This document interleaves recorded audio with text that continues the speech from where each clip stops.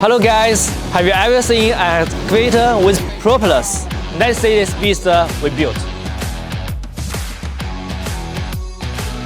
The majority of swamp badgers are moving in deep water like this. It's slow and fuel consuming. We install a pair of propellers in front of set pontoons, which can push water as much as 3 pumps. It can make this 12 monster dancing on the water.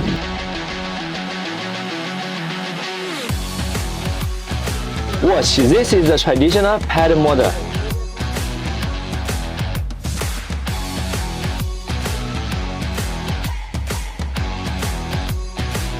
Now let's see what is the cutting-edge technology.